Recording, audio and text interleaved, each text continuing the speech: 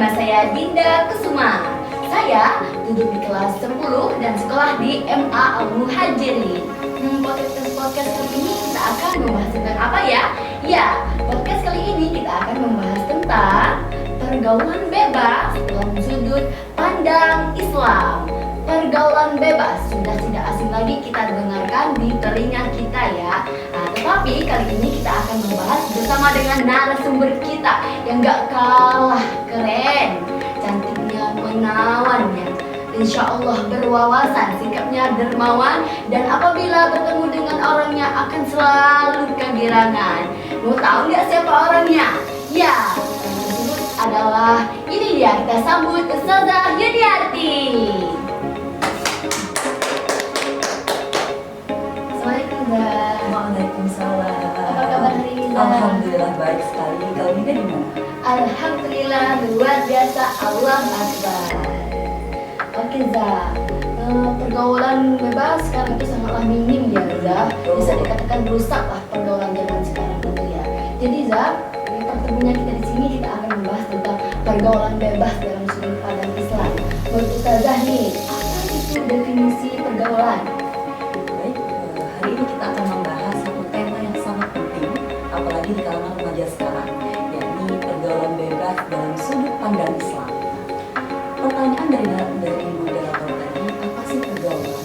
Pergaulan itu sebenarnya adalah hubungan interaksi antara individu satu dengan individu yang lain. Karena kita itu sebagai makhluk sosial pasti membutuhkan orang lain di kehidupan kita, di lingkungan masyarakat, di lingkungan sekolah dan lain-lain, kita membutuhkan orang. Makanya interaksi pergaulan itu wajib karena itu merupakan hak asasi setiap manusia. Namun tetap harus diikuti dengan aturan-aturan yang berlaku, baik secara agama maupun sosial kemasyarakatan di lingkungan kita. Gitu ya. Jadi pergaulan itu sebenarnya wajib ada pada dalam diri kita, karena kita pasti membutuhkan orang lain, betul? Kita interaksi di sekolah, kita interaksi di rumah dengan teman-teman, kita interaksi dengan guru-guru, kita membutuhkan hal itu. Makanya interaksi pergaulan itu wajib ada dalam diri kita dan tidak harus dibatasi, kita bebas. Mau bergaul dengan siapapun kita bebas, tanpa memandang agama, ras, suku, dan budaya. Kita tidak perlu memandang hal tersebut. Kita bebas memilih mau berteman dengan siapapun. Gitu benar. Oke, jadi gini ya guys, bisa dikatakan pergaulan itu interaksi dengan orang lain, akan tetapi sesuai dengan nilai dan norma-norma tertentu ya. Oke, Zah, tadi kan tentang pergaulan. Di sini akan menanyakan tentang definisi pergaulan bebas. Pergaulan bebas itu apa sih, Zah? Tadi kembali ke topik yang sangat penting, yang sangat intinya. Awal tadi kita membahas tentang apa itu sih pergaulan. Pergaulan kan adalah interaksi. Kita membutuhkan orang lain dalam kehidupan kita. Kita butuh untuk berkomunikasi, menolong sesama, kita butuh orang lain. Tapi ada satu kata yang sangat menarik untuk dibahas. Apa? Bebas. Bebas, saya kutip dalam sebuah kamus besar bahasa Indonesia yang artinya tidak terikat. Artinya bebas dong kita berteman, bergaul dengan siapapun. Namun dalam pembahasan kita kali ini, pergaulan bebas itu pergaulan yang tidak terikat dengan norma agama dan sosial masyarakat. Artinya kita melanggar hal-hal aturan yang ada dalam Al-Quran dan hadis dan hal-hal yang terlarang dalam lingkungan masyarakat kita. Nah, ini artinya adalah pergaulan yang mana kita harus patuhi, baik di lingkungan masyarakat maupun norma agama yang berlaku. Oke, jadi gitu ya guys. Pergaulan bebas itu ya kita boleh bergaul dengan siapapun, tapi harus sesuai dengan agama ataupun lingkungan yang baik gitu ya. Bisa lingkungan seperti ya, Betul Zah? sekali. Jadi pergaulan bebas itu harus mematuhi aturan agama dan aturan sosial yang berlaku di kita. Dimana kalau kita melihat sekarang pergaulan bebas itu ya udah pergaulan yang menyimpang dari aturan-aturan dua tadi, norma agama dan norma sosial yang ada di lingkungan kita. Gitu. Oke ya guys, jadi gitu ya guys, harus patuhi agama kita sendiri sesuai dengan menurut keyakinan diri sendiri ya. Oke, sudah memandang pergaulan bebas? Oke, kita membahas kembali pergaulan dalam sudut pandang Islam. Kita pandani dengan apa sih kaitannya dengan agama yang kita anut sekarang, Islam. Islam tentu sangat melarang adanya pergaulan bebas. Kenapa? Allah mencantumkan segi dalam Al-Quran yang mungkin ayat dan surahnya sudah familiar di telinga kita. Quran surah Al-Isra ayat 32 yang berbunyi Bismillahirrahmanirrahim wa la taqrabuz zina innahu kana fahishatan wa sya'a sabila. Artinya adalah janganlah mendekati zina. Nah, kita temukan satu kata yakni lam yang artinya larangan. Ayat ini Allah perintahkan kepada kita, Allah larang untuk kita mendekati zina. Mendekati saja kita tidak boleh. Ada kata larangan di situ. Kenapa? Seperti kita di sekolah, ya. Kita punya aturan yang harus ditaati, betul? Kita punya aturan yang harus kita jalani agar kita tidak terhindar dari sanksi, betul? Begitupun dengan Al-Quran. Allah memerintahkan, Allah Sang Maha mencipta kita, betul? Nah, kita diperintahkan untuk tidak mendekati. Tidak mendekati maksudnya adalah hal-hal yang akan terjerumus ke dalam perbuatan zina. Tentu ayat ini menjadi pedoman kita untuk tidak melakukan pergaulan bebas. Tidak banyak yang tahu kenapa sih ayat ini ada. Tuh, kita bertanya-tanya apa sih sebab ayat ini ada. Sebab ayat ini turun adalah waktu itu ketika Rasulullah berkumpul dengan para sahabatnya di majlis ilmu. Salah satu pemuda bertanya, "Wahai Rasulullah, bolehkah aku berbuat zina?" Kemudian pemuda yang lain mengatakan, "Diam wahai kau, tidak boleh bertanya seperti itu." Tapi apa pandangan Rasulullah? Rasulullah menyuruh, "Dekat ke sini wahai pemuda." Apa yang dilakukan Rasulullah? Rasulullah bertanya kembali kepada pemuda tersebut, "Bagaimana kalau perbuatan zina itu terjadi kepada ibumu?" Tentu kalau kita tidak mau, betul? Ya. Pemuda itu menjawab, "Demi Allah, wahai Rasulullah, tentunya aku akan menjadi garda terdepan kalau orang tuaku, ibuku menjadi salah satu korban perbuatan zina." Kemudian Rasulullah bertanya kembali, "Bagaimana kalau zina itu terjadi kepada adik perempuan ibumu?" kata Rasulullah. Kemudian tadi menjawab, "Demi Allah, wahai Rasulullah, aku akan menjadi garda terdepan kalau hal itu terjadi kepada adik perempuan ibuku." Kemudian Rasulullah bertanya lagi, "Bagaimana kalau itu terjadi kepada adik perempuan dari ayahmu?" "Demi Allah Rasulullah, aku akan menjadi orang yang paling terdepan yang akan melawan hal itu."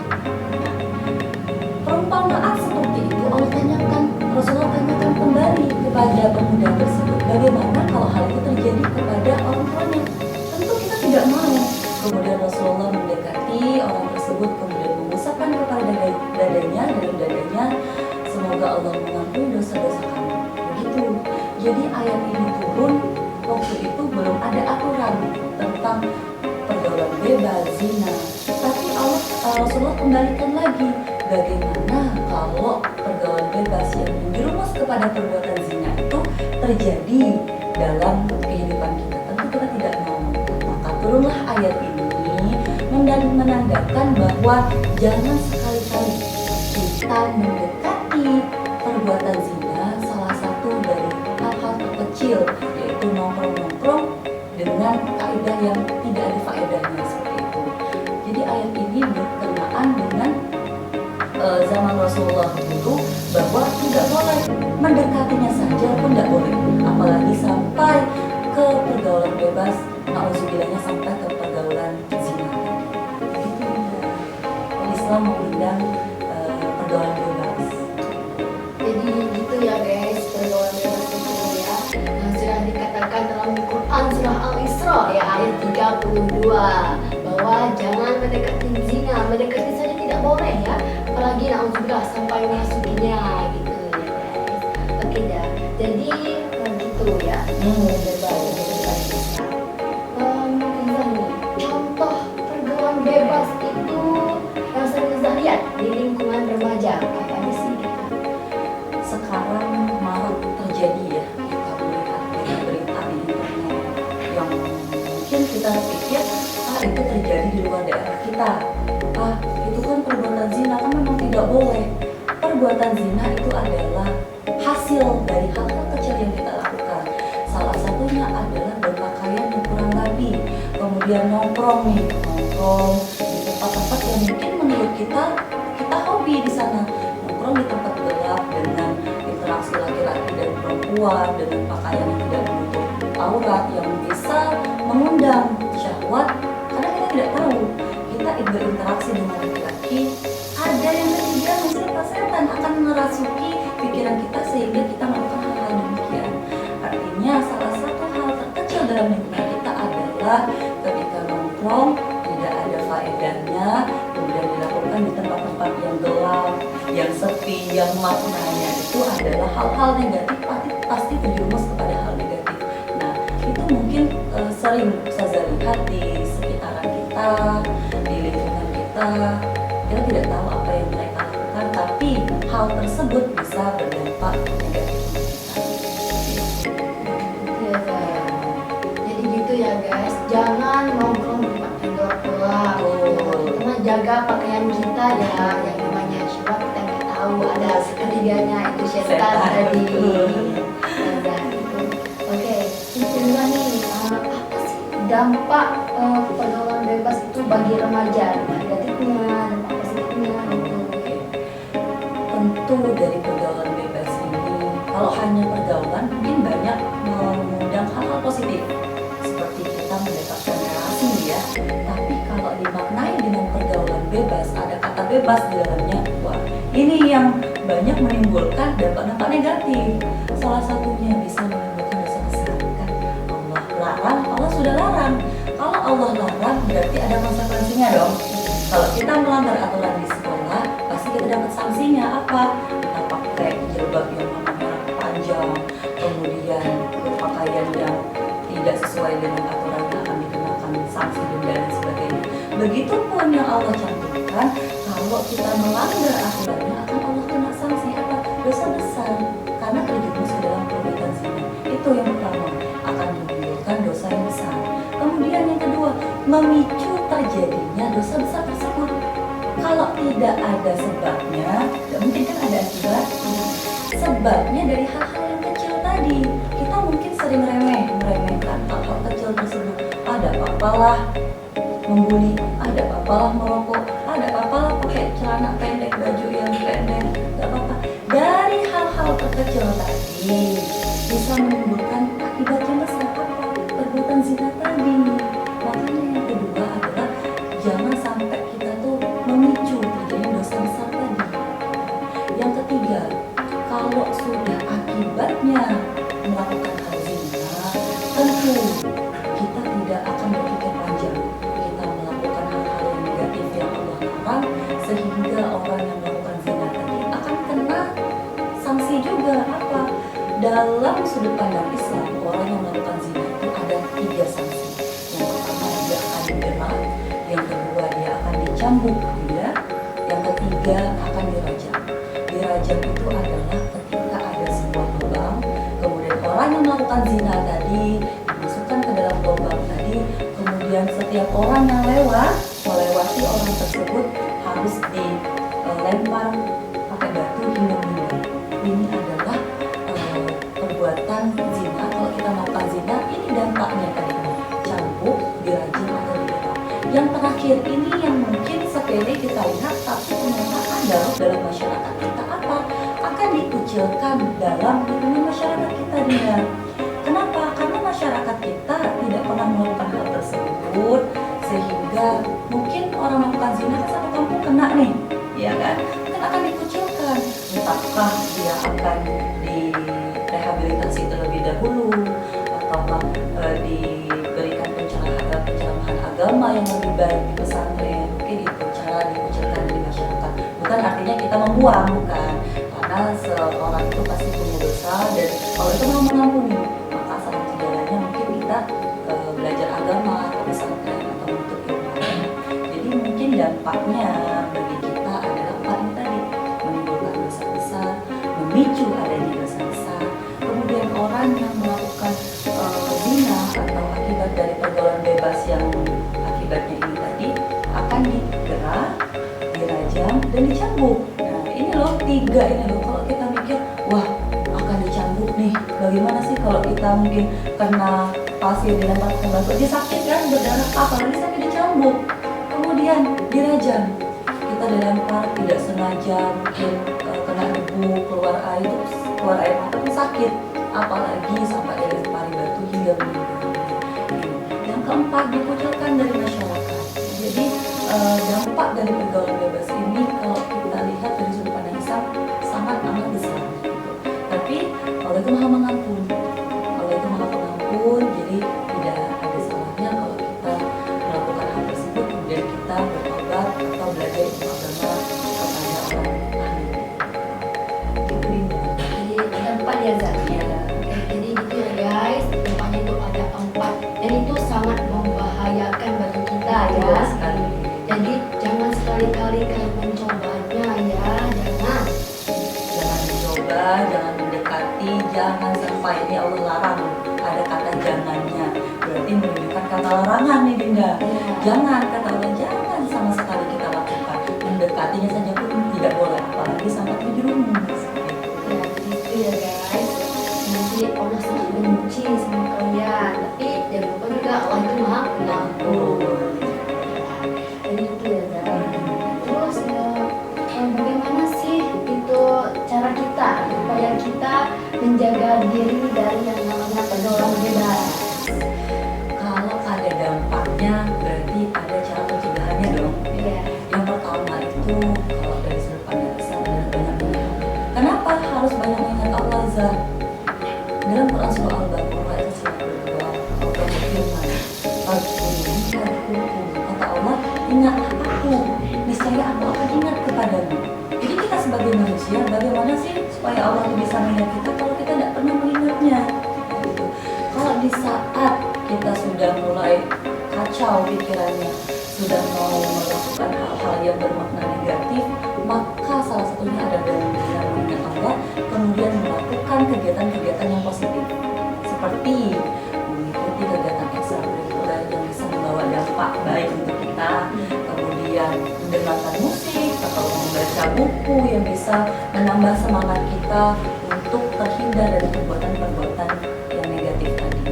Yang kedua, berpakaiannya yang menutup aurat, rapi, dan sopan, tidak membentuk tubuh. Kadang kita berpakaian, tapi maaf ngomongnya seperti bahasa itu telanjang, tidak ada yang bisa ditutupi, semuanya nampak. Hal ini bisa mengundang orang berpikiran negatif tentang kita. Maka sebisa mungkin berpakaian untuk aurat, sebisa mungkin sopan, santun, rapi, itu akan orang akan melihatnya indah sekali gitu. Selanjutnya adalah menghindari tempat-tempat yang berbau maksiat. Contohnya seperti apa? Menghindari tempat-tempat yang gelap tadi. Kita tidak tahu siapa yang ada di kita, di samping kita, di belakang kita. Kalau sudah muncul pikiran negatif, setan senang, setan akan menggodanya. Makanya sebisa kalau udah ada pikiran negatif yang tumbuh di pikiran kita, sudah kita alihkan, kita pergi dari tempat sepi menuju tempat ramai, dan sehingga pikiran-pikiran tadi itu hilang gitu. Yang selanjutnya adalah menghindari perbuatan yang akan menjerumuskan kita ke dalam perbuatan zina. Ingat, zina itu adalah akibat dari hal kecil pergaulan bebas. Kita sering meremehkan, nggak apa-apa interaksi, nggak apa-apa boncengan, nggak apa-apa berinteraksi lebih gitu di tempat-tempat yang sepi, nggak apa-apa. Nah dari hal sekecil itu akibatnya besar tadi, berzina. Maka kita hindarkan hal-hal yang tadi yang bisa mengakibatkan perbuatan zina. Kemudian yang terakhir adalah pandai memilih teman bergaul. Ini nih yang menjadi masalah bagi kita. Kenapa? Dalam hadis ada yang mengatakan bahwa kalau orang melihat kita itu lihatlah dari temannya. Jadi kalau kita seumpama dari satu hadis juga dijelaskan, perumpamaan seorang teman itu adalah seperti penjual minyak wangi dan penjual besi. Kalau penjual minyak wangi kita dekati akan dapat dong wanginya, baunya enak. Kemudian kalau berteman atau mengunjungi tempat pabrik penjual besi, maka akan dapat apa? kopinya, kemudian baunya yang enggak enak. Sama juga dengan perumpamaan kita dalam berteman. Berteman dengan orang yang bisa membuat kita dalam kebaikan, sama dengan penjualnya wanita tadi, maka akan kecepatan kebaikannya. Begitupun sebaliknya, berteman dengan orang yang bisa membawa dampak buruk bagi kita, maka akan dapat buruknya. Jadi hadis yang pertama dengan hadis yang kedua itu sama.